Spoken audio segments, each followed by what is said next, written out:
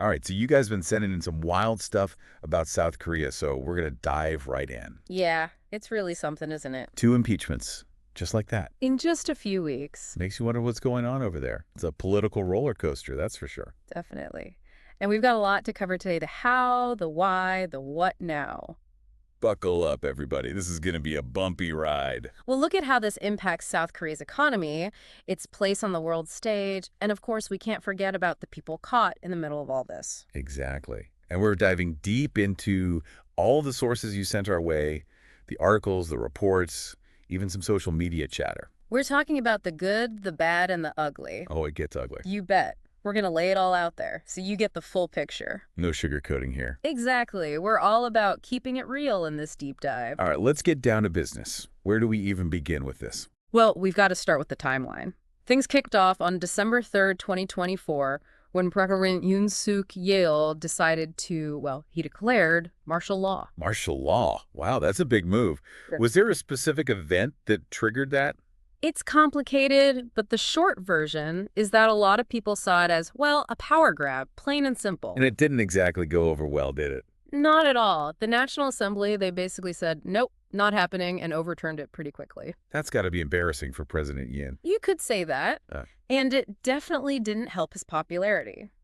Fast forward to December 14th, and boom, he's impeached. Just like that. Pretty much.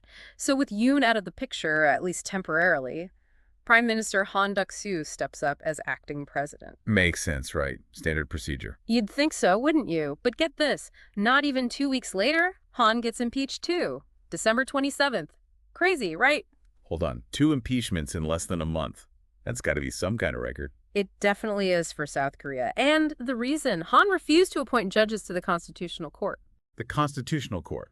That's the court that decides if Yoon stays impeached or not, right? Exactly. So it's all connected. It's like a big political chess game. Okay, so where does that leave South Korea right now? Who's in charge? Well, next in line is the finance minister, Choi Sang-mak.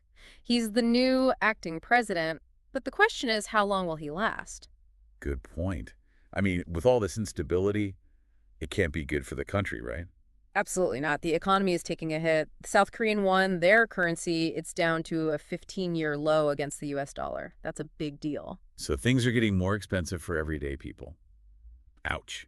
Yeah, and it's not just the one. We're hearing rumblings about possible US tariffs on South Korean goods. So exports might take a hit too? Could happen, and Yeah. that would be bad news on top of everything else. It's a lot of uncertainty for businesses and investors. And what about the rest of the world? How are they reacting to all this drama? Not well. The US, for example, they were pretty vocal about their grave concern over that whole martial law thing. That's diplomatic speak for we're not happy.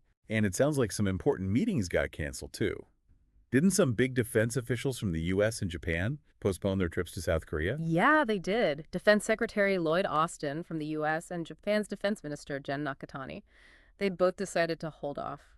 Probably not a good sign, right? Definitely not sending a message of confidence. Nope.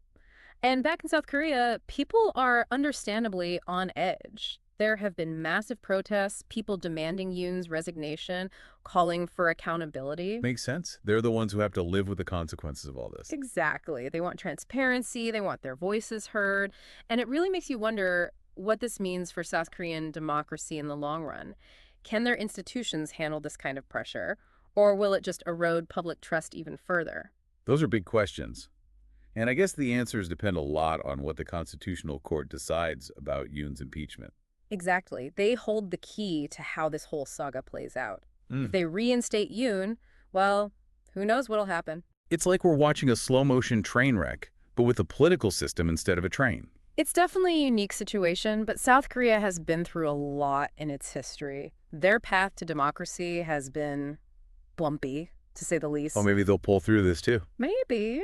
Or maybe this is a turning point. Either way, it's a story we'll be following closely. Absolutely. So we've got a nation on edge, an economy in turmoil, and a whole lot of unanswered questions. What a mess, right? It is. But it also makes you think, doesn't it, about how fragile democracy can be, even in a place like South Korea, and how important it is for people to stay engaged, to hold their leaders accountable. And that's exactly what we're doing here, right? Diving deep, connecting the dots, and giving you the information you need to make sense of it all. Exactly. So, for everyone listening, keep your eyes on South Korea. This story is far from over, and who knows what surprises are still in store. We'll be back with more updates as things develop. But in the meantime, do your own digging. Read those articles, share your thoughts, and let's keep this conversation going.